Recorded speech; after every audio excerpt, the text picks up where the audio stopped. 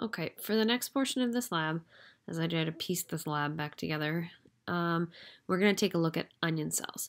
Hopefully by now you have already watched the video on how to make a wet mount. In that video, it is making a wet mount and it's staining them immediately. In this lab, we are actually going to look at the onion cells unstained first, and then we will look at cells that are stained. So as you watch the video here, we're going to bring onion cells into focus to the best of our ability. Now again, these are unstained onion cells. So we're going to find a part that is maybe not so kind of messy looking. We want to look at these lines, but the darker parts that you're seeing there are not what we really want to be seeing. So this doesn't look like too bad of a spot. Bring it into focus a little bit. And you can see, you have to ignore that mouse there, but you can see this is one whole cell. This should be on low power. You can't quite see the end of the cell. You can also see that there are different layers of cells here. So you can see as one comes into focus, another layer comes out of focus. It is really, really hard to peel the onion layer that it really is only one cell thick. So we're going to go back a little bit and look at this on, I believe this is probably scanning power. It's a little too bright, so I had to kind of, change our settings a little bit and move ourselves around to find a more easily viewed section.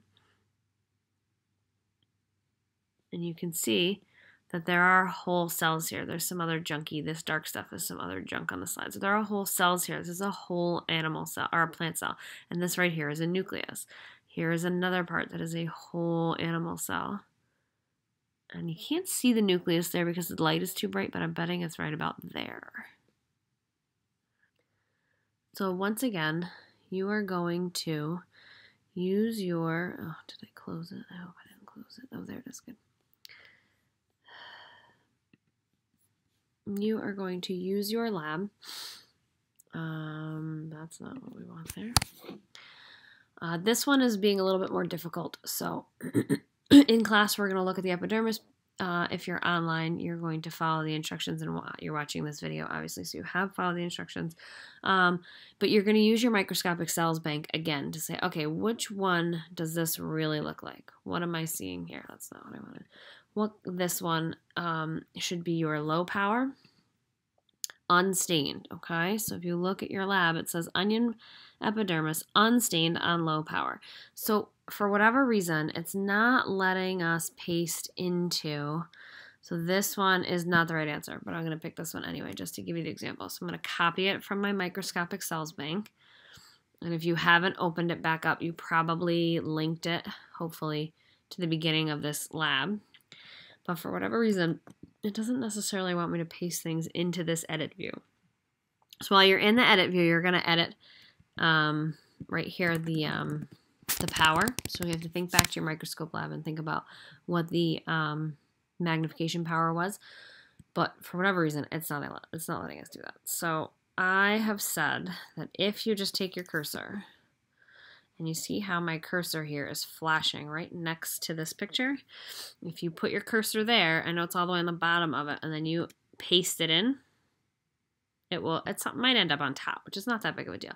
But you could also, if you put it in line, it'll put it right next to it. So this isn't a great picture. I gotta work on my microscopic cells bank options. But those pictures are there for you, okay? Then you would have stained the cell. So that is what your demonstration video that you watched off of YouTube showed you, is actually staining the cell. We use a little bit of a different technique to stain the cell that I will show you guys at some point. But we're skipping that for right now because we're having so many technical difficulties. So the next part, like I said, is the onion epidermis with iodine stain on high power. So let's go back to our video with our onion cell. We can fast forward a bit. Okay, so here we are. It definitely has stain on it because you can tell that it's a little on the orange side. It is clearly not focused yet. There's a lot of junk on this slide, it looks like, with this onion cell. So it's a little bit hard to see through, but we're going to find a spot that we can see some good stained cells. We are on low power here, so it's always easier to find what you're looking for on low power and then switch it up to high power. So this isn't really what you're going to draw. These dark circles you're seeing here, these are air bubbles. That's a big air bubble, but that right there that's moving, it's not moving, but the slide is moving, is a nucleus. So now we've popped it up to high power. I'm going to bring it into focus a little bit. Again, this here is an air bubble. That, I don't know, is probably just some junk on the slide. This stuff is probably just some junk on the slide. But these circles right here are your nucleus. I wouldn't be surprised if you see this arrow right here move to show you the nucleus. I'm taking a video of a video to try to fix this video issue that I was having. So when I recorded the original video, I'm sure that I show you. So you're not going to quite see the whole cell anymore. These cells are up and down. They're long and lean. You're not going to quite see the whole cell anymore because some of the cell is out on either side. And again, remember that this is just an air bubble. But you are seeing that the nucleus has been stained. Okay, I'm moving it. Let's find a new spot. So now we're even higher. This is probably what you're going to be drawing. So now you can see, again, don't worry about what this is. This is probably just some junk on the slide. It actually could be the vacuole, but the vacuoles are usually even bigger than that, and they're not usually that dark. So there I am probably showing the people who, when I originally made this video, that's some junk on the slide. Along the side here where that white arrow is showing you, that is your cell membrane and cell wall, and over here is the nucleus. Okay, so I'm going to pause this recording. Yep. Oh, I'm going to make it bigger actually, so I'm going to hold on. There we go. That's probably a better view. So you can see the edges here of the cell on either side. You can see the nucleus. Again, it's the focus of it sometimes is challenging because if it doesn't lay perfectly flat, then part of it could be in focus and the other part could not be. But so this one also isn't quite as stained as some of the pictures in your microscopic cells bank. So some of your pictures are going to look orangier than these ones, than the one you're seeing here, just as a matter of how much stain gets picked up. So again, for this part, you're going to pick one of these pictures. Again, I'm not going to pick the right one. I'm going to pick the wrong one on purpose so I don't give you the answer. And you remember, you can't, you can click into these, and you're going to need to double click into the edit view to fill in your high power part, but it's, for whatever reason, isn't letting me paste in there. So you're going to put your cursor right next to it. Maybe. There we go. You don't want it to be highlighted, otherwise it gets all wonky.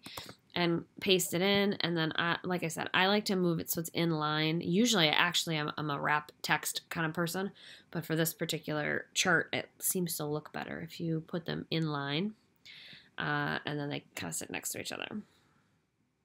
Okay, so that is that portion of the lab.